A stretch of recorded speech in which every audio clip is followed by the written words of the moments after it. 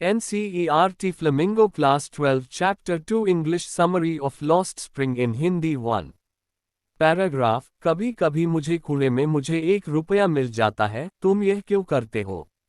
मैं साहेब से पूछती हूँ जो मुझे हर सुबह मेरे पड़ोसी के कूड़ा फेंकने के स्थान पर धन मांगते या ढूंढते हुए मिलता है।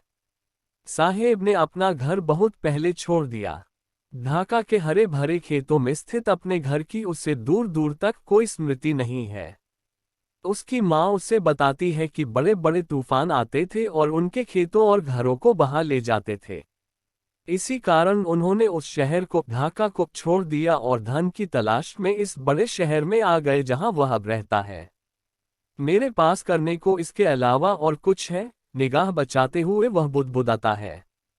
स्कूल जाया करो, मैंने बड़ी चतुराई के साथ कहा और तुरंत ही यह महसूस किया कि मेरी सलाह कितनी खोखली लगी होगी। 2 पैराग्राफ। मेरे पड़ोस में कोई स्कूल नहीं है। जब कोई स्कूल बनाएंगे तब जाऊंगा। यदि मैं स्कूल शुरू करूं तो क्या तुम आओगे? मैं थोड़े मजाक भरे अंदाज में पूछती हूँ। हाँ, वो खुलकर मुस्कुराते हुए कहता है। मैं कुछ ही दिन बाद देखती हूँ कि वह मेरे पास दौड़कर आता है। क्या आपका स्कूल तैयार हो गया है? जो मैं वास्तव में पूरा करना ही नहीं चाहती थी। ऐसा वायदा करने के कारण ग्लानि से भरी मैं कहती हूँ, स्कूल बनाने में काफी समय लगता है। किंतु मेरे जैसे वायदे उसके फीके संसार के हर कोने में भरे पड़े हैं। उसे महीनों जानने के बाद मैं उससे नाम पूछती हूँ। वह घोषणा करता है, साहेब ए आलम। वह नहीं जानता कि इसका, उसके नाम का क्या अर्थ है। अगर उसे इसका अर्थ संसार का मालिक पता लग जाए तो उसे इस नाम पर विश्वास करना मुश्किल हो जाए। अपने नाम के अर्थ से अनभिज्ञ वह अपने मित्रों के साथ गलियों में घूमता रहता है, जो नंगे पैरों वाले लड़कों की ऐसी फौज है जो सुबह के पक्षियों की भांति दिखाई पड़ते हैं और दोपहर में गायब हो जाते हैं। महीनों से मिलते रहने के कारण मैं उनमें से प्रत्येक को पहचानने लगी हूँ। मैं उनमें से एक से पूछती हूँ, तुमने चप्पलें क्यों नहीं पहन रखी है? वह सीधा सा उत्तर देता है, मेरी माँ ने उन्हें ताक या टॉड अटारी से नीचे नहीं उतारा। 3 पैराग्राफ। दूसरा, जिसने बेमेल जूते पहन रखे हैं कहता है, वह उतार भी दे तो वह उन्हें फेंक देगा। जब मैं इस बेमेल जूतों टिप्पणी करती हूँ तो वह अपने पैरों को इधर उधर घसीटता है और कुछ नहीं कहता है। एक तीसरा लड़का जिसके पास वन में कभी जूते नहीं रहे कहता है, मुझे जूते चाहिए। देश भर में घूमते हुए मैंने शहरों में व गांव की सड़कों पर बच्चों को नंगे पैर घूमते हुए देखा है। यह पैसों की कमी के कारण नहीं है, वरन नंगे पैर रहना एक परंपरा है। यह नंगे पैर रहने के औचित्य को सिद्ध करने के लिए एक स्पष्टीकरण है। मैं हैरान हूं कि क्या सतत बनी रहने वाली गरीबी की दशा की व्याख्या के लिए यह एक बहाना नहीं है। 4 पैराग्राफ। मुझे एक कहानी याद आती है जो उडुपी के एक आदमी ने एक बार मुझे सुनाई थी। जब वह लड़का था तब वह स्कूल जाते वक्त एक पुराने मंदिर के पास से गुजरा करता था जहां उसके पिता पुजारी थे। वह थोड़ी देर मंदिर पर ठहरता और एक जोड़ी जूते के लिए प्रार्थना करता था। 30 साल पश्चात मैं उसके कस्बे और मंदिर गई, जो अब उजाड़ के प्रभाव में डूबा था। पिछवाड़े में जहां नया पुजारी रहता था, लाल और सफेद प्लास्टिक की कुर्सियां थीं। सलेटी रंग के गणवेश में मोजे और जूते पहने हुए एक छोटा लड़का हांफता हुआ आया और अपना बस्ता फोल्डिंग पलंग पर पटक दिया। लड़के की ओर देखते हुए मुझे वह प्रार्थना याद आई जो एक दूसरे लड़के ने उस समय देवी से की थी जब उसे अंततः एक जोड़ी जूते मिल गए थे। मैं इन्हें कभी न खोऊं। देवी ने उसकी प्रार्थना स्वीकार कर ली थी। अब पुजारी के पुत्र की तरह छोटे लड़कों ने जूते पहन रखे थे, परंतु मेरे पड़ोस में कूड़ा करकट बीनने वालों की तरह के अन्य बहुत से लड़के बिना जूतों के रहते हैं। 5 पैराग्राफ। नंगे पांव कूड़ा बीनने वालों से मेरा परिचय मुझे सीमापुरी ले जाता है, एक स्थान जो दिल्ली की सीमा पर है लेकिन लाक्षणिक रूप से या फिर अन्य प्रकार से दिल्ली से मीलों दूर है। यहाँ रहने वाले गैर कानूनी बाशिंदे हैं जो सन 1971 में बांग्लादेश से आए थे। साहेब का परिवार उन्हीं में से एक है।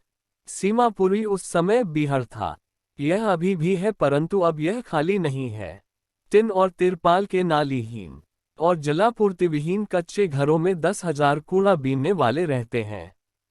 वे 30 वर्ष से भी ज्यादा समय से बिना पहचान के और बिना परमिट के रह रहे हैं, किंतु उनके पास राशन कार्ड है जिससे उनके नाम मतदाता सूची में शामिल हो जाते हैं और जिनसे वे अनाज खरीद पाते हैं।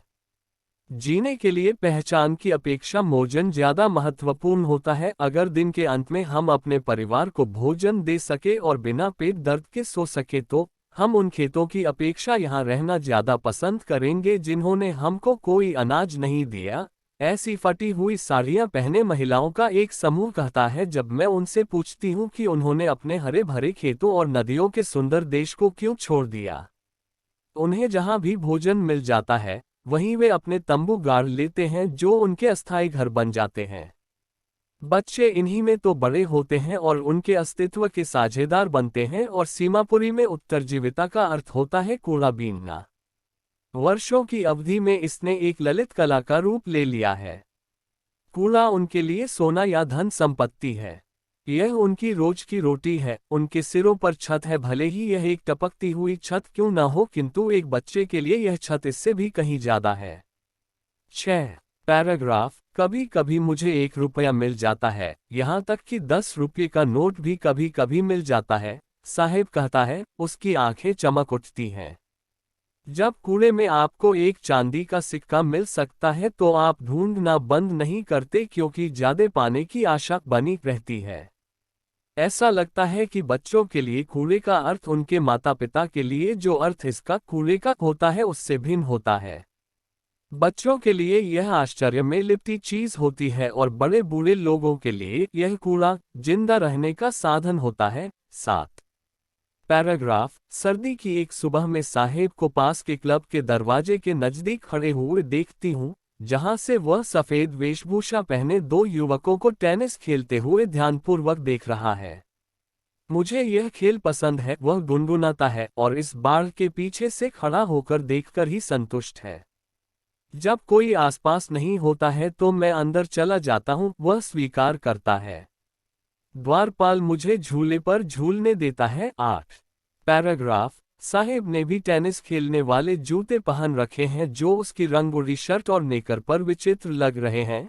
किसी ने ये मुझे दिए थे। स्पष्टीकरण के ढंग से वह कहता है, यह तथ्य कि ये किसी धनी लड़के के त्यागे हुए जूते हैं जिसने शायद जन्मे से एक में छेद होने के कारण इन्हें पहनने से इनकार कर दिया, उसे परेशान नहीं करता है।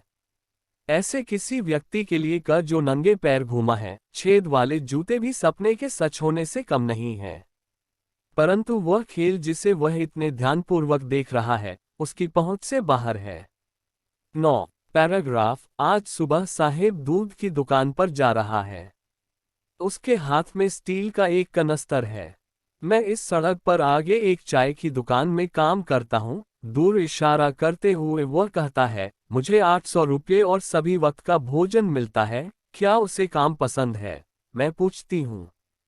मैं देखती हूँ उसके चेहरे की निश्चिंतता, बेफिक्री या स्वतंत्रता का भाव खो जाता है।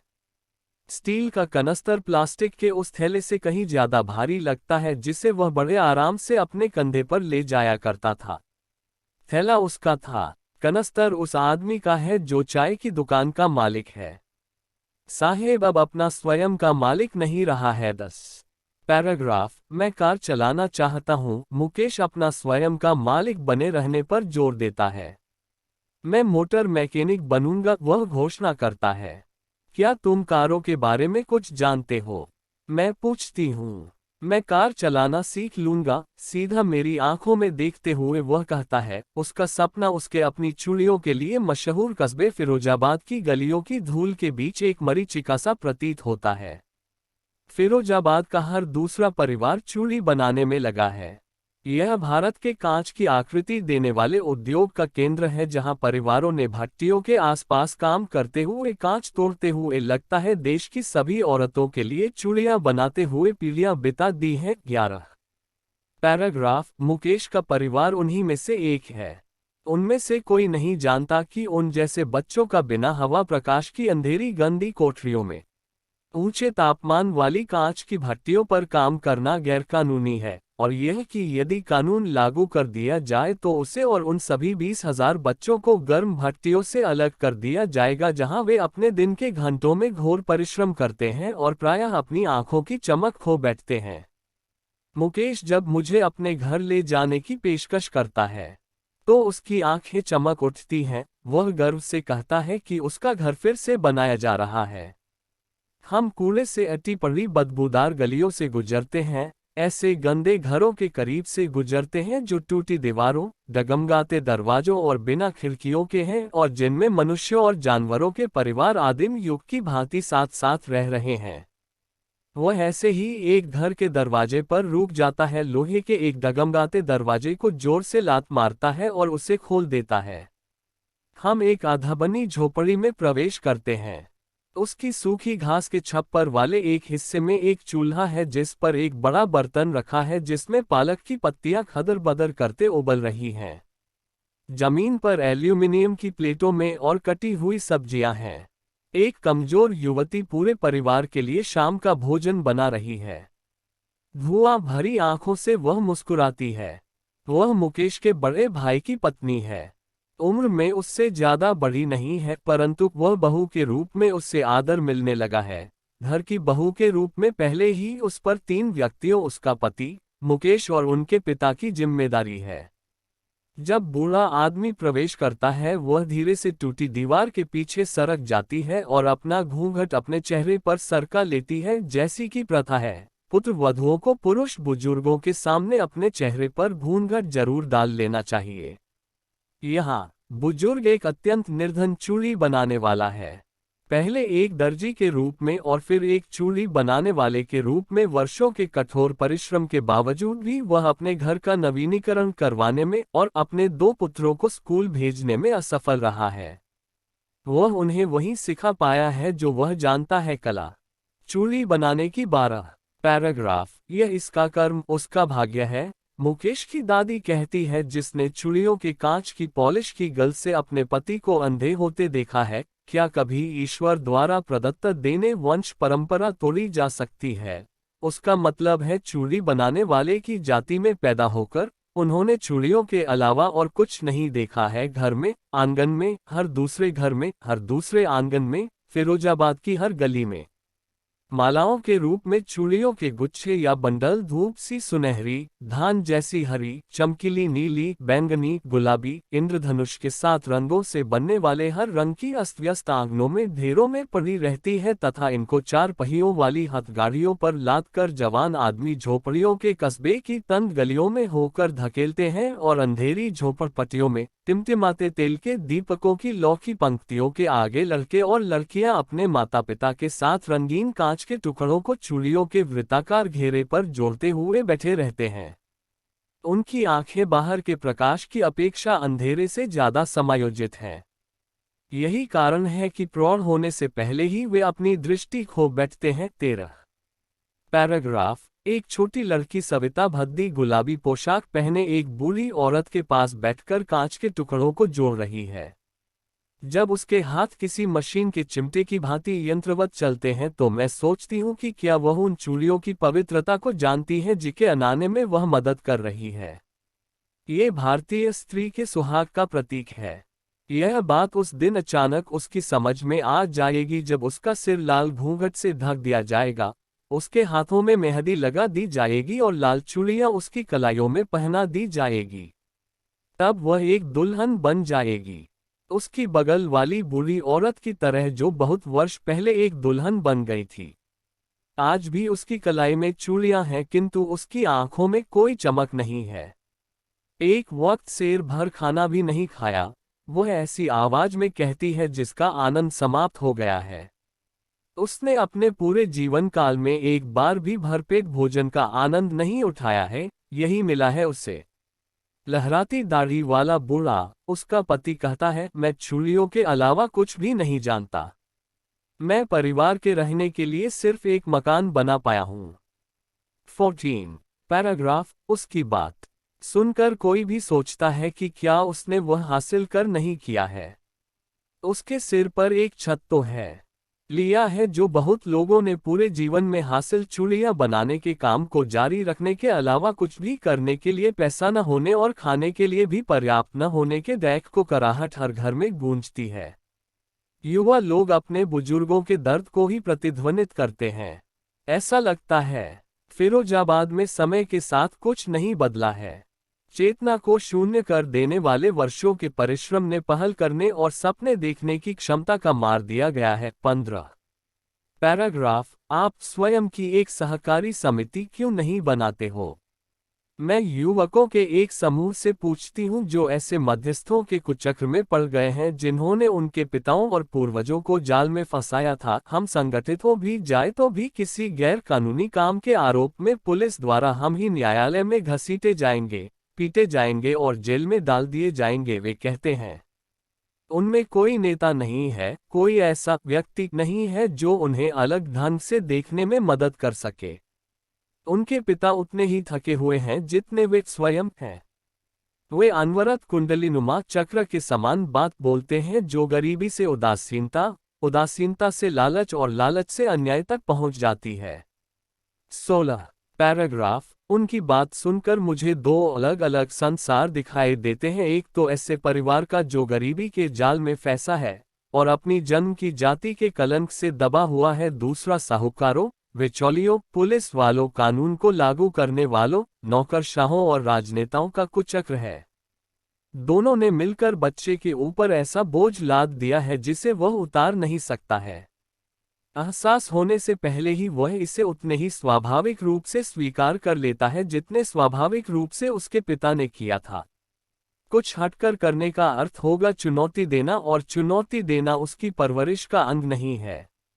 जब मुझे मुकेश में इसकी झलक दिखाई देती तो मुझे खुशी होती है। मैं मोटर सुधारने वाला मिस्त्री बनना चाहता हूँ, वह दोहराता है। वह किसी गैरेज में जाएगा और सीखेगा, परंतु गैरेज उसके घर से बहुत दूर है। मैं पैदल जाऊंगा, वह जोर देकर कहता है। क्या तुम हवाई जहाज उड़ाने का सपना भी देखते हो? वह यकायक चुप हो जाता है। नहीं, वह जमीन की ओर घूरते हुए कहता है। उसकी छोटी सी बुदबुदाहट में एक शर्मिंदगी का भाव है जो अभी तक पश्चाताप में नहीं बदली है। वह उन कारों के सपने देखने से संतुष्ट है जिन्हें वह अपने कस्बे की गलियों में तेजी से दौड़ते हुए देखता है। मुश्किल से ही कभी वायुयान फिरोजाबाद के ऊपर से उड़ते हैं।